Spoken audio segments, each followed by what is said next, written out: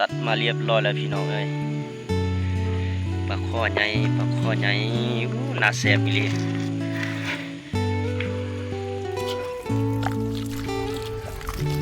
โอ้ยมานมื้อนี้นะปลาข้อใหญ่โอ้ยโอ้จับยากอีดีจับได้เรียบร้อยโอ้โหดูจากมือสวัสดีมื้อนี้มาพบมาพอกับบ่าวส้มคือเก่ามื้อนี้ทางทีมงานเฮาได้ปลาข้อใหญ่2ตัวเนาะ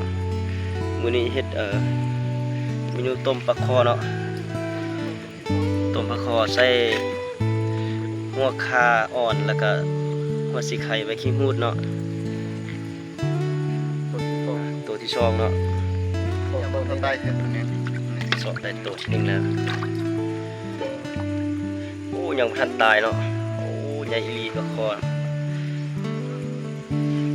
มื้อนี้ก็ไปขว้างแหเนาะไปขว้างแหได้ปลาข้อตัวใหญ่ๆมื้อนี้เซฟเพิ่นจัดการว่ามานในมื้อนี้นะได้ปลาข้อ2ตัวตัวใหญ่แล้วก็เศร้าเลยเพิ่นดีใจแฮงมื้อนี้ได้ปลาข้อตัวใหญ่ปลาน้อยๆเพิ่นบ่เอาเลยเพิ่นก็ทิ่มไปเลยเซฟเพิ่นว่าเอาหลังจากที่ว่าเฮาเซาะเก็ดมาแล้วเนาะเฮาก็จะหั่นเป็นตอนเนาะตอนน้อยๆล่ะก็บ่น้อยหลายเนาะตอนพอกินเนาะหั่นไปเรื่อยๆเนาะหลังจากนี้ก็ต้องทาให้น้ำเอาฟดก่อนเนาะเอาปลาคอมาใส่เนาะ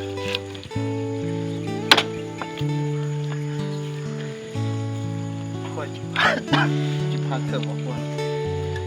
ทาครึ่งมื้อนี้เพิ่นไปเลาะฟางแฮมาอีหลีเลยฟางแฮบาทหนึงได้ปลาคอ2ตัว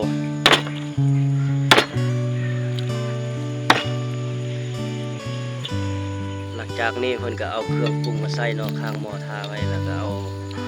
หัวสีไข่แล้วก็ใบขี้หูดใส่ไปเลยเนาะหัวคาอ่อนเราทาน้ำฟดจักหน่อยก่อนพี่น้องแล้วเราจะเอาปลาตัดมาเรียบร้อยแล้วพี่น้องเอ้ยปลาข้อใหญ่น่าแซ่บอีหลีเอาเซฟเพิ่นก็นั่งเฝ้าหม้อเราทาหม้อฟดจักหน่อยก่อนเนาะพี่น้องเนาะหลังจากหม้อฟดแล้วเราก็สินำเอาปลาข้อมาใส่เนาะ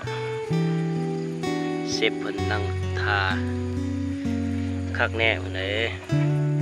มาบรรยากาศ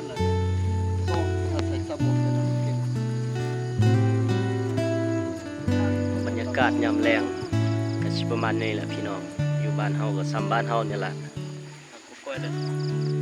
เอาหลังจากนี้หมดฝนแล้วเอาส้มพอดีใส่เนาะพี่น้องให้ตุกปลาเปื่อยลายเนาะเอาหลังจากฝนแล้วเราก็เอาปลามาใส่เนาะพี่น้องเนาะตอกใส่เลยจวดโอ้คักลายพี่น้องคักลายเซฟเพิ่นเฮ็ดคักลายมื้อนี้มันป๊อปหมักซิปเลยเพิ่นว่ามื้อนี้มาลุ้นนำกันเนาะพี่น้องภาพนี้ก็คลิปนี้ก็ใช้เวลาดนหน่อยนึงเพราะว่าเขาได้ค้างมองว่ามันตัดฟดเนี่ยคลิปนี้เขาจะได้ตัดต่อไปหน่อยนึงพี่น้องเราทาลุ้นเบิ่งสกินปลาคอนำกันพี่น้อง